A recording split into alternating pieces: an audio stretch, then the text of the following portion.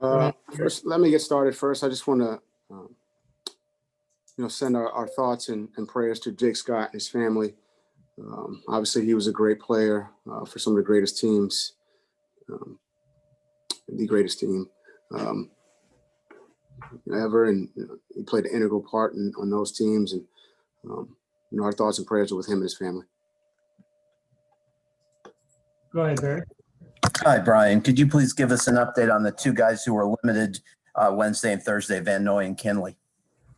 Yeah, those guys are limited, questionable for the game. So, yeah, Solomon with the foot and Kyle with the hip. So limited and questionable. Josh.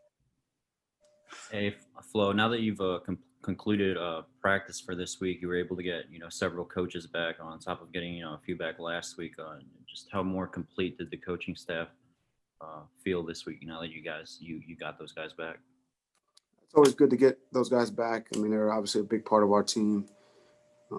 Just good to see them out there. Good to see them healthy and safe. Players are excited to see them. I was excited to see them. And, they just jumped right back in. And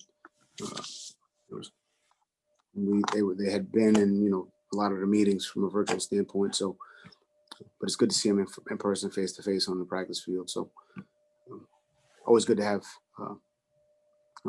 be back at full strength from coaching and playing standpoint. Omar. Flo, I wanted to ask you, it's a sort of a piggyback question. One, there's a kind of legendary video of you on draft day when you guys selected Raekwon Davis and you're holding your hand out and blocking and showing emotion.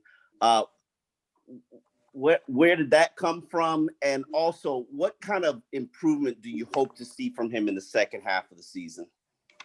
I don't know if there's anything legendary about me, Omar. I was excited, obviously, to get Raekwon. We've got him.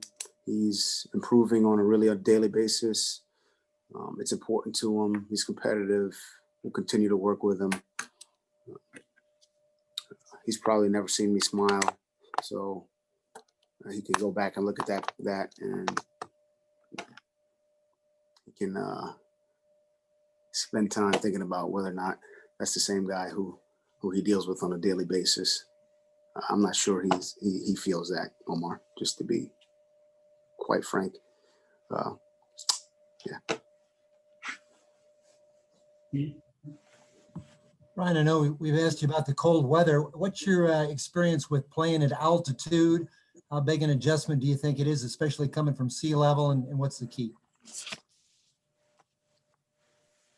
Yeah, I think every stadium, every environment's a little bit different. Obviously, teams come here and deal with heat, humidity. We'll go to Denver and deal with altitude and a little bit different, a little colder weather. But honestly, the players on the Broncos pose more of a threat than I would say the altitude or, the weather. I mean, they got very good players. They got a very good skill group. They got good defensive players. They got good coaches. They're tops in the league, defensively in some of the most critical categories: red zone, third down, sacks. So, my message to the team is the players on the Broncos pose much more of a threat than the altitude. And look, we did a little bit extra conditioning. That's just something we have to deal with being on the road. I like to think we'll be able to. It'll be an adjustment, but we got to make that adjustment. It's just part of playing football in the National Football League. We got time for one more, Safin. All right, Coach, I don't think we asked you about Philip Lindsay and Melvin Gordon this week. How big of a challenge do those two guys present to you in stopping the run game? Yeah, you guys haven't asked me much about this team. I mean, this is a good football team. Philip Lindsay, Melvin Gordon, Hamler, Judy, St. Patrick, Noah Fant, good O-line, talented quarterback, top defense, Justin Simmons, Kareem Jackson, Chubb. And we're not talking much about them. I mean, this is a good football team. We've stressed that to our team. They're well coached. They're hungry for a win. So this is going to be a tough test. We're going to have to play well, really, in all three phases. And, this is the National Football League. We got to show up every week. We know that. They know that. Those two backs are very good, as everyone knows. Very good.